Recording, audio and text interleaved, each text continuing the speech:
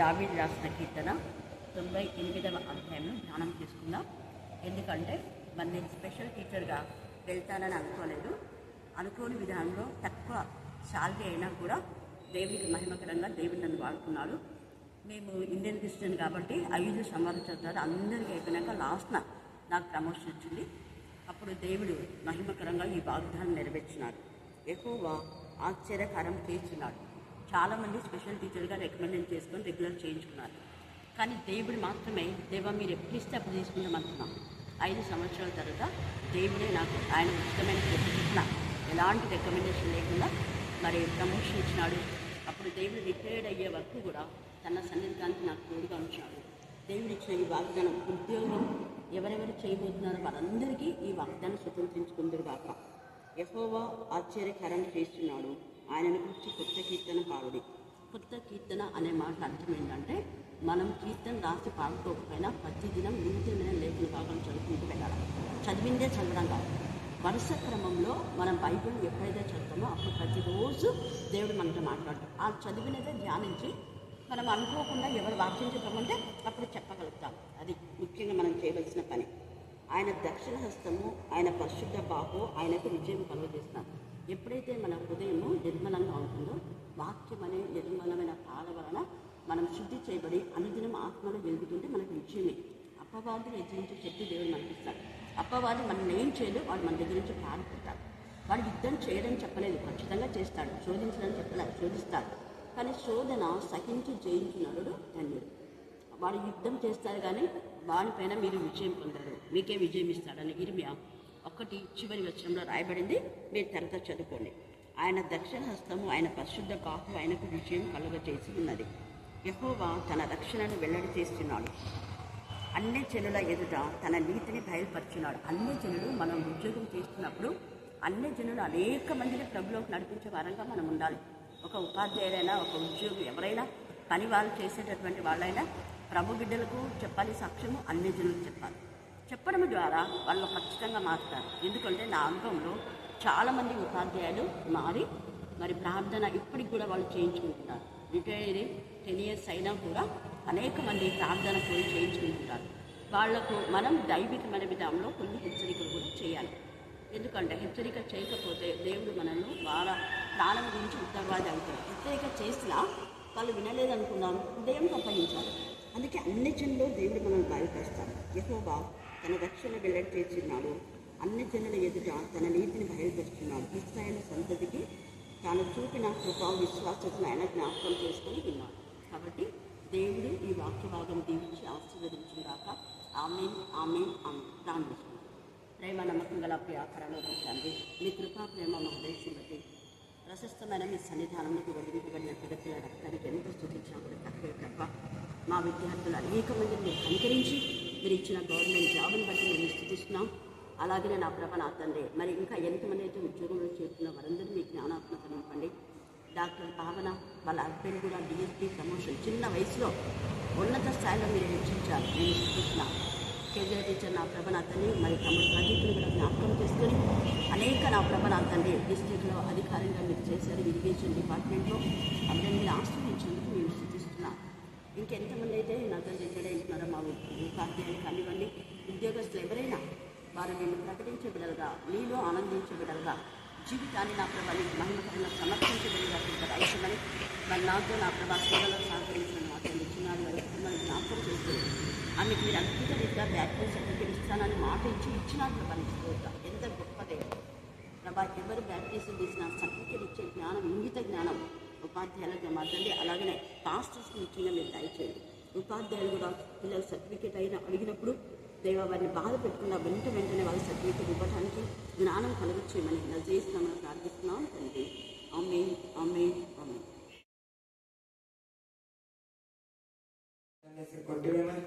స్తోత్రం, స్తోత్రం.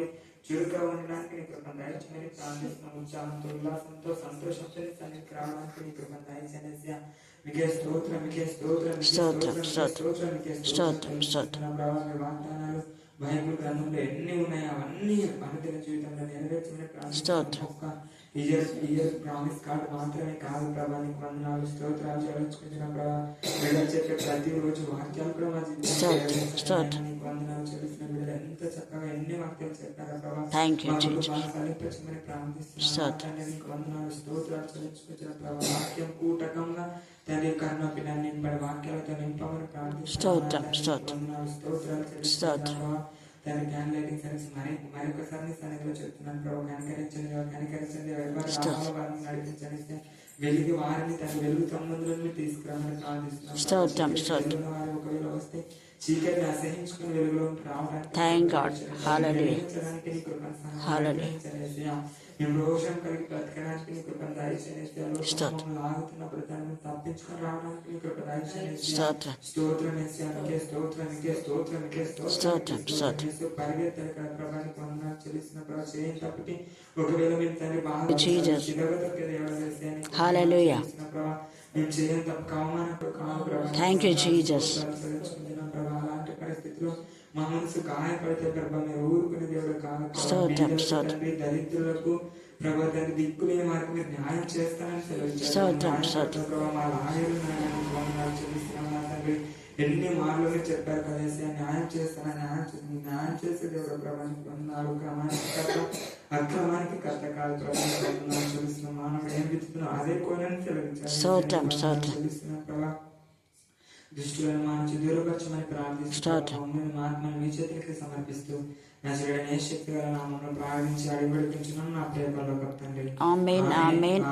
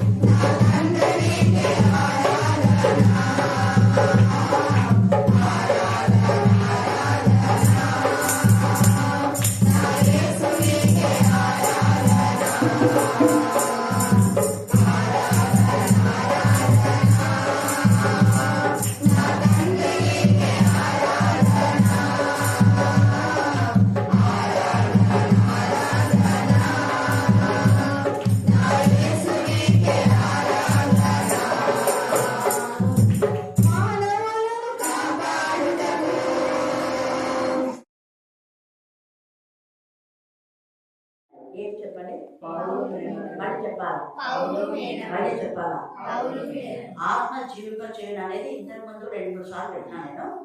అందుకే ఈ టాపిక్ ద్వారా అంటే ఆత్మ జీవింప చేయడం అనే టాపిక్ లోనే పౌలు మేనన్లు చేసినటువంటి సాహసం, ఎంత సాహసం చేశాడో చూద్దాం. వయసు గురించి ఇక్కడ రాయలే, కాకపోతే చిన్నవాడే అనుకుంటా. ఎందుకంటే పౌలే చిన్నవాడు కదా, పౌలే చిన్నవాడు కాబట్టి వాళ్ళ మేనరుడు ఇంకా చిన్నగా ఉంటాడు.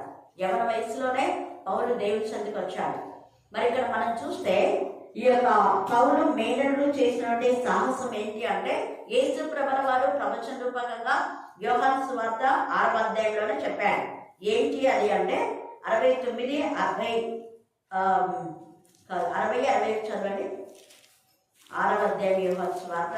ఆయన శిష్యులలో అనేకులు ఈ మాట విని, అనేకులు అనే మాట అండర్లైన్ చేసుకోండి. అందరు వారు అనేకులు అంటే కొందరు దేవుడికి విరోధులు ఉన్నారు అని అక్కడ అర్థం. అనేకులు యేసు ప్రభు పక్షంగా ఉన్నారు, మన పక్షంగా అనేకులు ఉంటారు. కొంతమంది ఉంటారు తృప్తిగా అంటే విరోధులు కొందరు ఉంటారు. ఆ విరోధుల ద్వారానే మనకి ఎంత బాధ, వేదన, రోదన వచ్చినా కూడా దేవుడు వాళ్ళందరి నుంచి మనం విడిపిస్తాడు. ఎందుకు అంటే మనకు విరోధంగా రూపబడిన ఆయుధం ఏంటి? మళ్ళీ చెప్పండి. మనకు విరోధంగా రూపింపబడిన ఏ ఆయుధము వర్తిల్లదు. ఎన్ని కుట్రలు, ఎన్ని పన్నాగాలు, ఎన్ని చేసినా కూడా దేవుడి వాక్యం చెప్పకుండా ఎవరు ఆపలేదు. ఒక్కరోజు వాక్యం చెప్పకుండా సైతానికి కుయుక్తులు చేస్తే దేవుడు ఒక్క రోజుకు ఏం చేస్తాడంటే 1:7 కాదు 9 మెసేజెస్ అవుతాయి. వారంలో ఒక్క రోజు 2 రోజులు వాక్యం చెప్పకుండా ఎవరైనా అడ్డుపన్నారనుకోవాలి ఎవరికైనా. కానీ నా జీవితంలో, మన జీవితంలో నెరవేర్చడం మీరంతా సాక్షులు. సో ఎవరైనా ఈ వాక్యం వింటుంటే దేవుడు మీతో తోడుగా ఉండే ఒక్క మెసేజ్కి 11 మెసేజ్లు దయచేయండి కాక. ఎందుకంటే ఫ్రైడే రోజు 2, సండే రోజు 2 కదా. కాబట్టి టోటల్గా దేవుడు అది చేస్తాడు. ఎంత గొప్ప దేవుడు! ఇంకా మళ్ళీ హౌస్ విజిటింగ్స్ లో కూడా అనేక ప్రాంతంలో ఇలాగా దేవుడు మనల్ని వాడుకోవడానికి కారణం ఏంటి అంటే అనేకులు దేవుని పైన మన పక్షంగా విజ్ఞాపన చేస్తున్నారు. కొందరు కుట్రలు పడతారు, మామూలే. అక్కడ యేసయ్యకే, దేవుని ప్రియ కుమారుడికే కుట్రలు పడినప్పుడు మనం ఏపాటి వారం అని ఒక్కసారి మనకు వచ్చిన బాధలో, వేదనలో, రోదంలో, శోధనలో మనం నిబ్బరం కలిగి ధైర్యం తెచ్చుకోవాలి. కానీ పిరికి వారం కాకూడదు. ఇది గుర్తుపెట్టుకోవాలి. ధైర్యంతో ముందుకు అడుగువేయాలి. పిరికి వారం కాకూడదు. దేవుడి పిల్లలు ఎప్పుడూ పిరికి వాళ్ళలో ఉండకూడదు. ఇంద్రియ నిగ్రహణ శక్తి దేవుడు మనకి ఇచ్చాడు. ఎప్పుడైతే ఇంద్రియ నిగ్రహణ శక్తి కలిగి మనం పరిశుద్ధత నుంచి అతి పరిశుద్ధులకు వెళ్తామో దేవుడు ద్వారాలు తెచ్చి ఒక్కరికి 10 ఇస్తాడు దేవుడు మనకు. హల్లెలూయా, హల్లెలూయా, హల్లెలూయా, హల్లెలూయా. అందుకే ఆయన శిష్యులలో అనేకులు ఈ మాట విని, ఇది కఠినమైన మాట, ఇది ఎవడు వినగలడని చెప్పుకునేది. యేసు తన శిష్యులు దీని గురించి సరుగుచున్నారని తనకు తానే ఎరిగి వారితో ఇట్లనే, దీని వలన మీరు అభ్యంతరపడుచున్నారా? అభ్యంతరం రాక మారు. కానీ ఎవరెవరైనా అభ్యంతరం వచ్చిన మనకేంటి? అందరూ అభ్యంతరములు ఎవరి వలన వచ్చునో వారికి శ్రమ ఖచ్చితంగా ఉండదు. మనం యెహెజ్కేలులో చూసినాం. దేవుని ప్రజలైనా కూడా వాళ్ళు దేవునికి విరోధంగా చేసిన తిరుగుబాటును బట్టి దేవుడు పంపిన యెహెజ్కేలు ప్రవక్తలను, యిర్మీయాను బాధ పెట్టినందువల్ల భయంకరమైన శిక్ష వాళ్లకు, మళ్ళీ వాళ్ళ పిల్లలకు, వాళ్ళ 4 తరాలు. ఎంత బాధ చూడండి. అదే దేవునికి విధేయులైన వాళ్ళకు, వాళ్ళ కుటుంబాలకు కొంతమందికి 4 తరాల బ్లెస్సింగ్స్ వస్తాయి. రాజుల గ్రంథంలో చదివితే మనకు అది తెలుస్తుంది. మొదటి దినవృత్తాంతంలో, రాజుల గ్రంథంలో ఆ మాటలు మనం తేటగా చూస్తాం. ఇక్కడ యేసయ్య అందుకే అంటాడు, మీరు అభ్యంతరపడుచున్నారా అని. అలాగైతే మనుష్య కుమారుడు మునుపున్న చోటునకు ఎక్కువ మీరు చూచిన ఎడల, మునుపున్న చోటు అంటే మొదట తండ్రి అయిన దేవుని సన్నిధిలో ఆయన ఎంత మహిమతో మహోన్నతుడై మరి ఆ యొక్క గొప్ప మహిమతో ఉన్నాడు. మళ్ళీ అదే మహిమలోకి ఆయన వెళ్ళడం మీరు చూస్తారు. రాబోయే విషయాన్ని చెప్తున్నాడు. అది ప్రవక్త అంటే దేవుని ఆత్మతో నింపబడిన వాళ్ళు జరుగుతున్న వాటిని, జరిగే వాటిని, జరగబోయే వాటిని చెప్తారు. అది ప్రవచనం అంటే. అది through the word of God, వాక్యము ద్వారానే చెప్తారు. కళ్ళబొల్లి కథలు సోదే కాదు, వాక్యము ద్వారానే.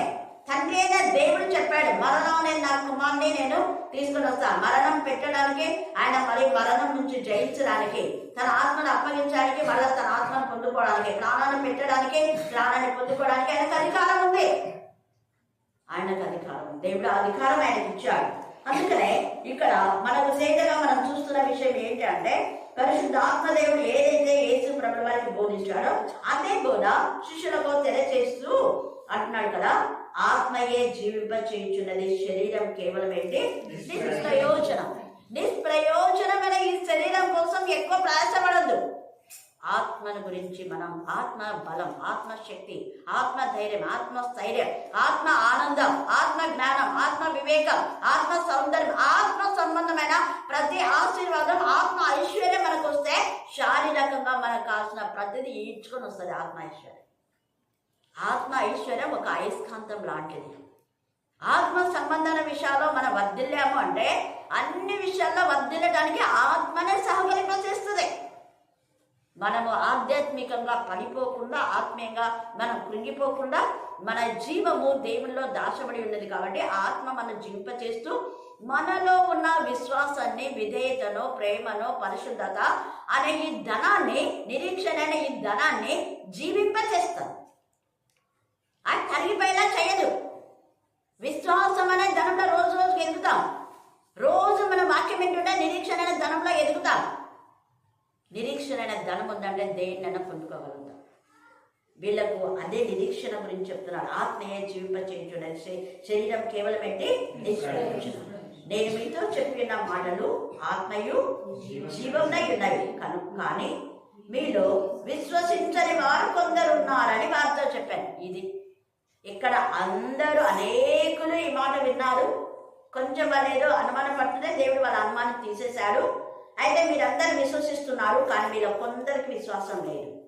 ఎవరికి అంటే తనను అప్పగింపబోవాడు ఎవడో మొదటి నుండి యేసునకు తెలియను, మరియు ఆయన తండ్రి చేత వానికి కృప అనుగ్రహింపబడకుంటే ఎవడునూ నా దగ్గరకు రాలేడని ఈ హేతువుని బట్టి మీతో చెప్పిదిని అన్నాడు. ఎందువా చెప్పినాడు, మరియు ఆయన తండ్రి చేత వానికి కృప అనుగ్రహింపబడకుంటే ఎవడునూ నా దగ్గరకు రాలేడు.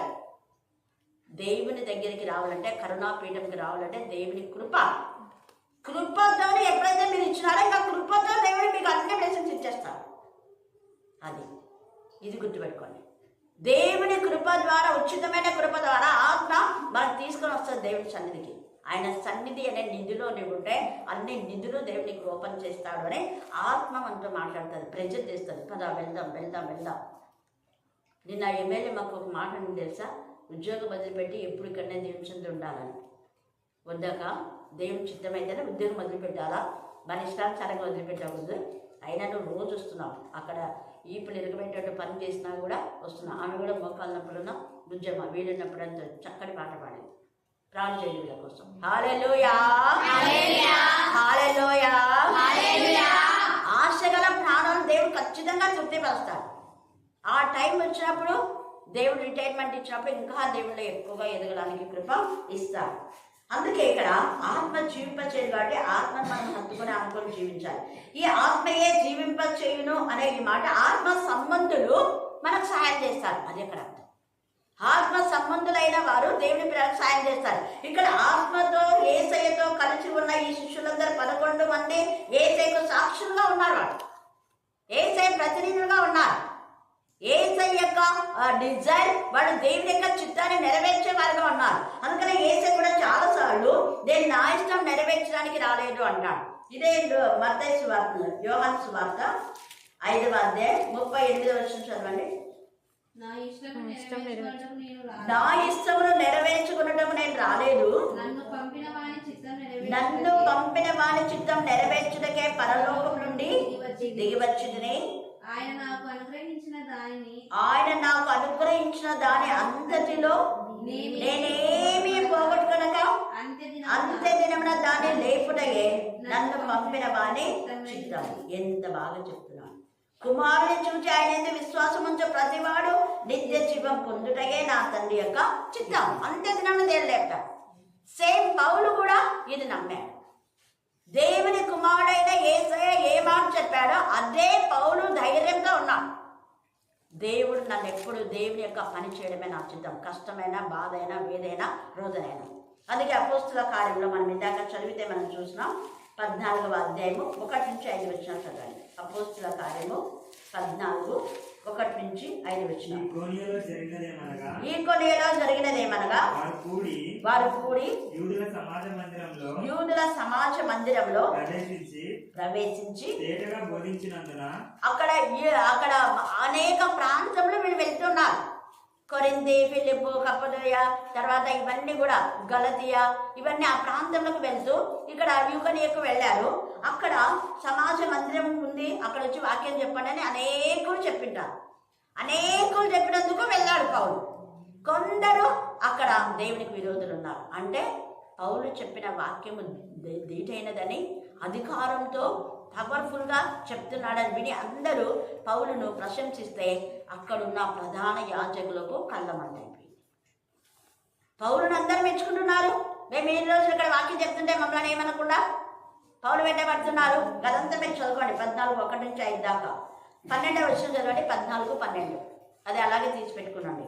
జన సమూహములు పౌలు చేసిన దాన్ని చూచి లుకయోనియా భాషలో దేవదూతలు మనుష్య రూపము దాల్చిరి అని మన యుద్ధకు దిగివచ్చి ఉన్నారని కేకలు వేసి బర్నబాకు ద్యుపతి అనియు పౌలు ముఖ్య ప్రసంగి అయినందున హెర్మే అని వాళ్ళ దేవతల పేరు బట్టి పేర్లు పెట్టినాడు. వాళ్ళు పెట్టుకున్నారు, కానీ పౌలు ఇష్టపడాల. అయ్యలారా మీరు ఎందుకు ఇలా చేయొద్దండి, ఇక్కడ పౌలును మరి పూజ చేయాలని వాళ్ళంతా వాళ్ళ ధర్మశాస్త్రం అవన్నీ కూడా తీసేసి వాళ్ళు కాల్చిపడేస్తున్నారు. వీళ్ళందరూ ఇంతగా అన్యులు కూడా దేవుని మహిమపరుస్తుంటే కొంతమంది అన్యులు తొట్టిగాంగి అంతా కలిసి పౌలు చంపాలి అనుకున్నారు. 22వ వచనం 14:22.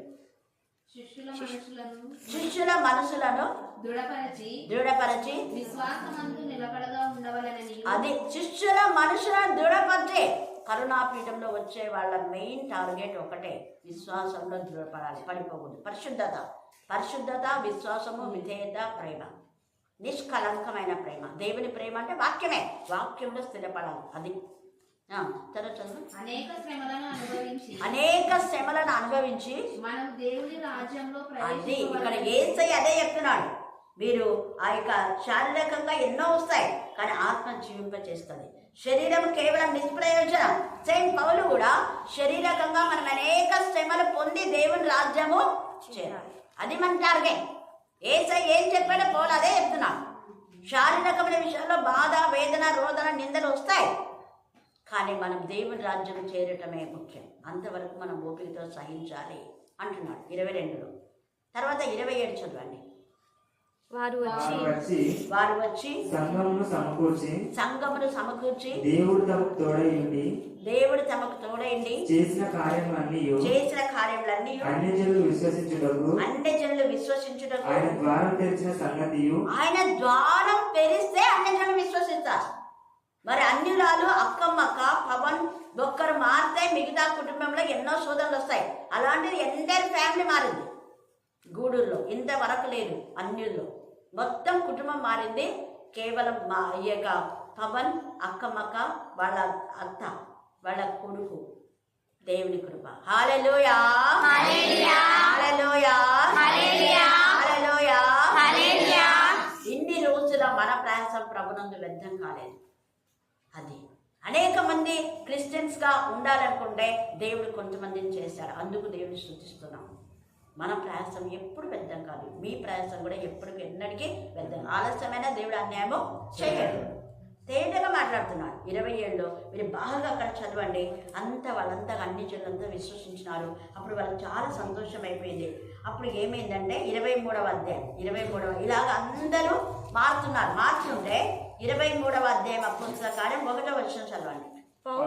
పౌలు మహాసభ వారిని తేరి చూసి సహోదరులారా మేము నేటి వరకు కేవలము మంచి మనసాక్షి గలవాడనై దేవుని ఎదుట నడుచుకొనుచుండినని చెప్పాను. నడుచుకొనుచుండని మీకు తెలుసు కదా, మీరేమన్నా నేను తీసుకున్నానా? ఎందుకు నా మీద ఇన్ని కుట్రలు పడుతున్నా? అప్పటి నుంచి 14వ అధ్యాయం నుంచి కుట్రలు పడుతూనే ఉన్నాయి. ఎందుకు మీరు ఇలా చేస్తున్నారు? 11వ వచనం 23:11. ఆ రాత్రి ప్రభువు అతని యుద్ధ నిలిచి ధైర్యంగా ఉండుము. యెరూషలేములో నన్ను గూర్చి నీవెలాగూ సాక్ష్యం ఇచ్చితివో, యెరూషలేములో ఏ విధంగా నువ్వు సాక్ష్యం ఇచ్చితివో అలాగూ నా రోమాలో కూడా సాక్ష్యం ఇవ్వవలసి ఉన్నది. అదే అక్కడ ఇచ్చినావు కదా, ఇంకా అక్కడ ఇచ్చినాం కానీ చాలిద్దాం అనుకోవద్దు. మనం కూడా అంతే, కర్ణపీఠంలో ఇచ్చినా ఇంకా చాలే అనుకోవద్దు. అంతటా భూ దిగంతములకు మీరు సాక్షులై ఉండు అన్నాడు. తప్పుడు బోధ చెప్పేవాళ్ళు ఎందుకు సాక్ష్యం చెప్తారంటారు, వాళ్ళు తప్పుడు బోధలు. ఇక్కడ సాక్ష్యం చెప్పడం దేవుని యొక్క ఉద్దేశం. ప్రకటన మనం చూస్తే 12-17 సాక్ష్యం ఇచ్చి వారి కోసమే అపవాది ఏం చేస్తుంది, నిలబడి ఉన్నాడు. మళ్ళీ అదే పనిలో దేవుడు వారు ఇచ్చినటువంటి సాక్ష్యముని బట్టి వాళ్ళు దేవుని యొక్క నామమును కనపరిచారు, అపవాదిని జయించారు. అపవాదిని జయించాలంటే సాక్ష్యము ద్వారా. తేజగా మీరు ప్రకటన 5:12 చదివితే మీకు అక్కడ అర్థమైంది. వాళ్ళు సాక్ష్యము ద్వారా, దేవుని యందు విశ్వసించడం ద్వారా అపవాదిని జయించగలిగినారు. అపవాదిని జయించాలంటే ఎన్నిసార్లు సాక్ష్యం ఇచ్చి అంత తల గింజుకుంటుంటాడు వాడు సైతం. ఇక్కడ పౌలు కూడా అక్కడ చెప్పి ఇంకా చాలే అనుకోలేదు. అక్కడ చెప్పినావు ఇక్కడ కూడా చెప్పాల్సిందే. ఎంత తేటగా ప్రభువు నీకు చేసిన కార్యాలు చెప్పాలి. సోదే కాదు సాక్ష్యం అంటే ప్రభువు చేసిన కార్యాలు, ఆయన అద్భుతాలు, ఆయన నామంలో, యేసే నామంలో, నజరేయుడైన యేసు నామంలో స్వస్థత పొందాము అని, దేవుని వాక్యం ద్వారా బలపరచబడినాము అని, దేవుని వాక్యం ద్వారా మార్చబడినాము అని, దేవుని వాక్యం మమ్మల్ని బలపరిచింది అని, దేవుని వాక్యం మాకు ధైర్యం ఇచ్చింది అని, ఇది మన సాక్ష్యం. అందుకనే ఇక్కడ ఈ మాట మాట్లాడుతున్నాడు. 16వ వచనం చదవండి, 23:16. అయితే పౌలు మేనలుడు వారు పొంచి ఉన్నారని విని వచ్చి కోటలో చూడండి. అస్సలు కోటలో ప్రవేశించాలంటే ఎంత ధైర్యం ఉండాలి.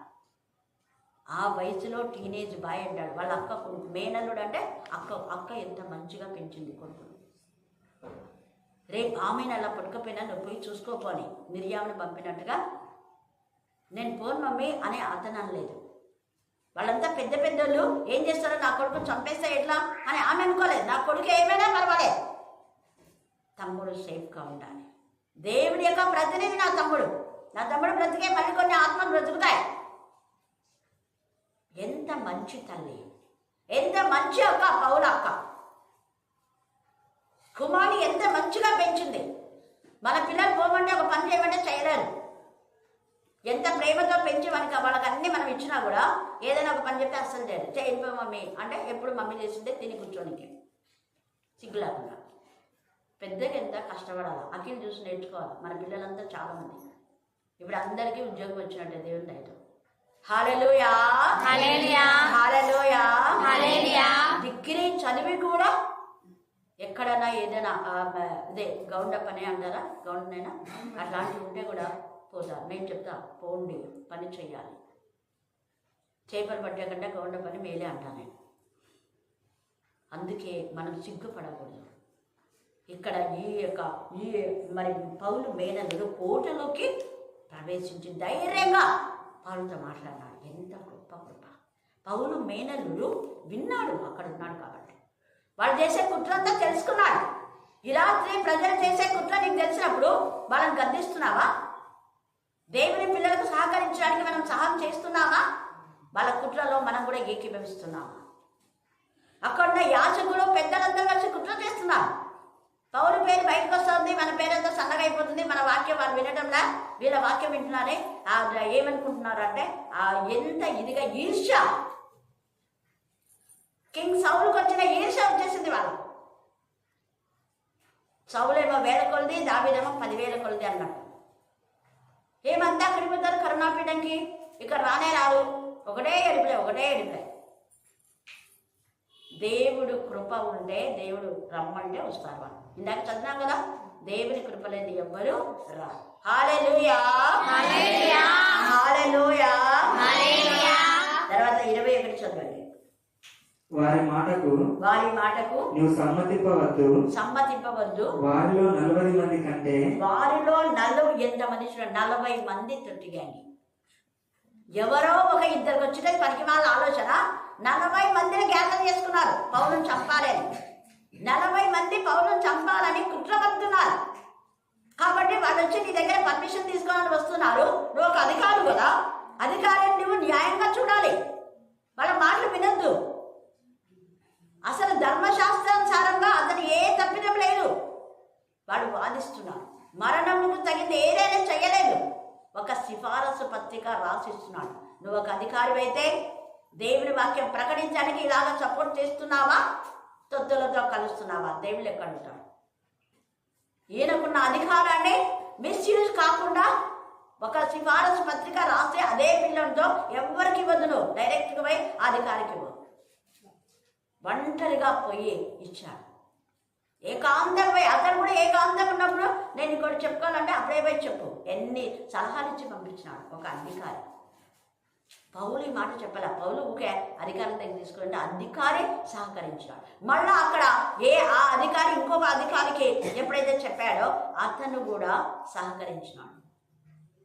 ఇతని వల్ల మరణపు తగినది ఏది లేదు, నేరం అంత అబద్ధం చెప్తున్నారు. దేవుని మందిరం గురించి యేసయ్య ఏం మాట్లాడాలా? ఈ మందిరము రాయి మీద రాయి ఉండకుండా ఒక రోజు పడుతుందని ఆయన సత్యమే చెప్పాడు. 3 రోజుల్లో నేను కడతానని తన శరీరం గురించి చెప్పాడు. వాళ్ళకి అర్థం కాదా? వాళ్ళ బతుకులకు అర్థం కాక దేవుని మందిరాన్ని పడగొడతానన్నాడు, దేవుని కుమారుడు అన్నాడు అని అన్ని లేనిపోనివన్నీ కలిపి యేసయ్యను సిలువ వేసి చంపాలి చంపాలి చంపాలి అనుకున్నాడు. ఆత్మ జీవింపజేసింది, పౌలుకు ఆత్మ జీవింపజేసింది. మేడల్లో దేవుని ఆత్మ పనిచేసింది. అక్కడ ఇంకొక అధికారికి మంచి మనసు దేవుడిచ్చాడు. ఇంకొక అధికారి కూడా సరైన విధానంలో అతను రోమీయుడని నేను విన్నా. జాగ్రత్త, మనకంతా వస్తుంది. ఆయన రోమీయుడు. క్రైస్తవులను టచ్ చేస్తామంటే వాళ్ళ గుడ్డులు తీసేస్తాడు దేవుడు, కళ్ళు గుడ్డులు పోతాయి, నరక యాతన అనుభవిస్తారు. క్రైస్తవులను టచ్ చేస్తే దేవుని ప్రజలను టచ్ చేయకూడదు. ఇర్మియాను బాధ పెట్టాడు, సిద్కియా కన్నులు ఊడదీశారు, కుమారులను కళ్ళేసిన చంపి పడేశారు. ఆహాబు కుమారులందరూ చచ్చారు. నాబోతును బాధ పెట్టింది యెజబెలు, అది దాని భర్త దాని పిల్లలు మొత్తం శేషమేలా నిశ్శేషంగా లయమైపోయినారు. దేవుడు తన పిల్లల్ని ఎప్పుడైనా కాపాడుతాడు, ఆలస్యమైనా అన్యాయం చేయడు. చివరిగా 26 నుంచి 30 దాకా చదవండి. మహాఘనత వహించిన అధిపతి అయిన ఫేలిక్స్కు, అది మహాఘనత చూడండి ఎంత బాగా రాస్తున్నాడు. మహాఘనత వహించిన అధిపతి అయిన ఫేలిక్స్కు క్లౌదియా లూసియా వందనములు. చూడండి, క్లౌదియా లూసియా వందనములు. యూదులు ఈ మనిషిని పట్టుకొని చంపబోయినప్పుడు అతడు రోమీయుడని నేను విని సైనికులతో వచ్చి అతనిని సైనికులతో పోయి తప్పించినాడు. ఎంత చూడండి, తప్పించింది. వారు అతని మీద మోపిన నేరమేమో తెలుసుకొనగోరి నేను వారి మహాసభ యొద్దకు అతన్ని తీసుకొని వచ్చి తిని వారు తమ ధర్మశాస్త్ర వాదములను గూర్చి అతని మీద నేరం మోపిరే గాని మరణములకైనను బంధములకైనను తగిన నేరము అతని ఎందేమీ కనపరచలేదు. పౌలుకు మేలన్నుడు సహాయం చేస్తాడు, నీకు కూడా దేవుడు సహాయం చేస్తాడు. అక్కడికి తెలియకుండా పౌలుకి ఆశ్చర్యమైపోయింది. మేనల్లుడు సహాయం చేశాడు, ఇక్కడ అధిపతి సహాయం చేశాడు. ఎంత చక్కగా క్లౌదియా లూసియా. ఈ సమయంలో దేవుడు మనకు సహాయకారిగా ఉన్నాడు, ఆత్మ జీవింపచేయను. కాబట్టి మన ఆత్మలను కాపాడే ఆత్మల కాపరికి మన ప్రాణాత్మ దేహం సమర్పించుకుందాం. దేవుడు ఈ లేఖను బాగా దీవించి ఆశీర్వదించు బాగా. పౌలు మేడల్లాగా అనేక మందిని దేవుడు ఆశీర్వదించు బాగా. ఆమేన్, ఆమేన్, ఆమేన్. దేవా, నీ ఘనమైన పాదములకు నాయన వందనములు, స్తుతులు, స్తోత్రములు తండ్రి. గొప్ప దేవ, ఘనమైన దేవ, బలమైన దేవ, నీ పాదములకు వెళ్ళలేని వందనములు, స్తుతులు, స్తోత్రములు స్వామి. నా తండ్రి, నా నాయన ఉదయం మొదలుకొని తండ్రి ఇంతవరకు మమ్మల్ని ఇంతగా మీరు ఎక్కడ చారినైనా మీరు భద్రపరుచుకున్న విధానాన్ని బట్టి మీకు వందనాలు స్తోత్రములైనా తండ్రి. ఈ మధ్యాహ్న కాల సమయమందునైనా మరి ప్రభు ఇంతవరకు తండ్రి మీ బిడ్డలనైనా మరి పాటల ద్వారా ప్రార్థనల ద్వారా నాయన వాక్యం ద్వారా నైనా మరి తండ్రి మేము విన్నాము నీ కొందనాము స్తోత్రములు అయ్యా. అక్క నాయన ఆలస్యపోయినప్పటికైనా ప్రభు మరి ఇంతగా ప్రార్థనలు నాయన జరిపిస్తున్నదంటే దేవా తండ్రి నీ కృప లేని నైనా ఏది కాదు నైనా నీకే వందనములు స్తుతులు స్తోత్రములు తండ్రి. నా నాయన అక్కతో మేము మాట్లాడిన ఒక్కొక్క మాటను బట్టి నీకే కృతజ్ఞత ఆసుతి స్తోత్రములు దేవా. నా తండ్రి నా నాయన ఈ సమయం అందు తండ్రి మరి ఎవరైతే నాయన ఏ హృదయంతో నాయన ఈ కరుణాపీఠ దగ్గరకు వచ్చి నాయన మొరపెడుతున్నారో ప్రభా ప్రతి మొరలు నాయన మీరు ఆలకిస్తున్న దేవా నీకు స్తోత్రములు తండ్రి. నా నాయన మరి ప్రభు నా తండ్రి ఎవరు హృదయం ఏలాగున్నదో ఎవరు ఆలోచన ఏ విధంగా ఉన్నదో మరి ఎవరి పరిస్థితి ఏ విధంగా ఉన్నదో మాకు తెలియదు తండ్రి. వాళ్ళందరినీ నాయన మీరు కంటికి రెప్పలా మీరు కాపాడిన ఆయన మీరు ఎక్కల చాట దాచుకున్నామని అడుగుతున్నాం దేవానికి స్తోత్రం తండ్రి. నాయన మరి పనులు చేసి అలసిపోయినప్పటికైనా ప్రభు నీ బిడ్డలు మీరు కాపాడుతున్న దేవానికి స్తోత్రం తండ్రి. ప్రతిదినము నాయన నా తండ్రి ఎంతో కష్టపడుతున్నారు దేవానికి స్తోత్రము అయ్యా. నాయన దుష్ట సాతాను నుంచి తప్పించే తండ్రివి నీవే నాయన నీ కొందనములు స్తోత్రములు అయ్యా. నా తండ్రి నాయన ఎంతగా చక్కగా నాయన మరి వాక్యం విన్న ప్రతి బిడ్డ నాయన మరి హృదయంలో ప్రభు ప్రతి క్షణమునైనా నెమ్మది వేసుకునే జ్ఞానమును ప్రతి ఒక్కరికి దయచేసి మహిమ పొందమని తండ్రి. ఇక్కడ వచ్చిన ప్రతి ఒక్కరితో మీరు మాట్లాడి మహిమ పొందమని తండ్రి. ఇప్పుడు నాయన మరి ఆహారంలోకి వెళ్ళిచ్చినగా నాయన నేను ఇచ్చే ఆహారం ఎప్పటికీ ఆకలి ఉన్నామని సెలవిచ్చిన దేవానికి స్తోత్రం నాయన. నా తండ్రి నా కోసమే నాయన మీరు నల్లగొట్టబడి ఈ శరీరాన్ని మీరు ఇచ్చారయ్యా నీ కొందనాలు స్తోత్రం. మీరు నాయన 39 కొరడా దెబ్బలకు నాయన మీరు ప్రభువా నీ శరీరం తండ్రి మరి ప్రభువా గాయం లేని చూడలేదు నాయన.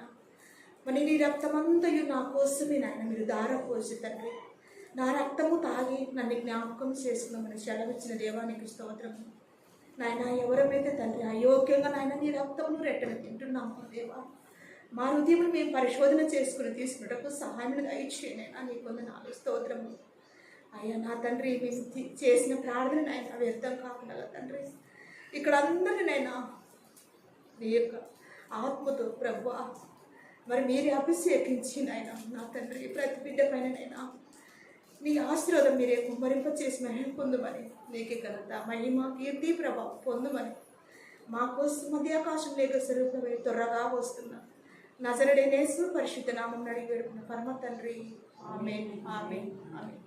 26వ అధ్యాయం